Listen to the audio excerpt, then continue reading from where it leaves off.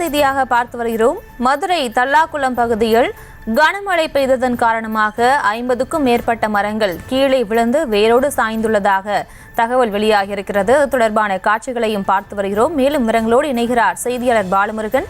பாலமுருகன் வணக்கம். மேலும் விவரங்களை வழங்கலாம்.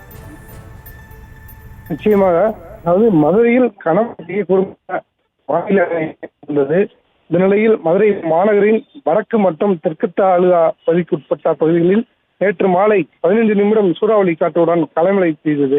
இதன் காரணமாக மதுரை மாவட்ட ஆட்சியர் அலுவலகம், அண்ணா பேருந்து நிலையம், முனிச்சாலை, கே நகர், அண்ணா நகர், தேவரப்பாளையம், அதிர்ச்சியம், காமராஜர் சாலை உள்ளிட்ட பல்வேறு பகுதிகளிலும் பழமையான 50க்கும் மேற்பட்ட மரங்கள் சாலையில் விழுந்தது.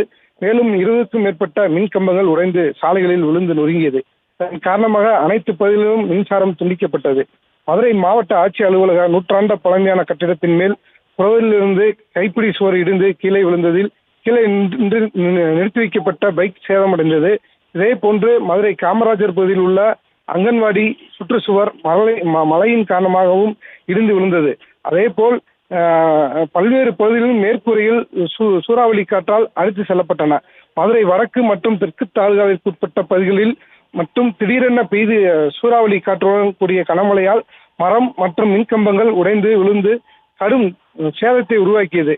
இந்த நிலையில் மதுரை முனிச்சாலை இஸ்மாயில்புரம் 6வது தெரு மெயின் ரோடு பகுதியில் 20 ஆண்டுகள் பழமை வாய்ந்த இச்சி மரம் வேரோடு சாய்ந்தது, நடு ரோட்டிலும் விழுந்தது. இதனால் போக்குவரத்து பாதிப்பு, அப்பகுதியில் மின்சாரமும் துண்டிக்கப்பட்டுள்ளது. மரம் விழுந்ததை அடுத்து மின்சாரத்துறை அதிகாரிகள் அந்த அப்புறப்படுத்தும் பணியில் ஈடுபட்டார்கள். தற்போது அந்த இச்சி மரம் மலையில் காற்றுடன் விழுவது சிசிடிவி காட்சி தற்போது வெளியாகி உள்ளது. விவரங்களுக்கு நன்றி.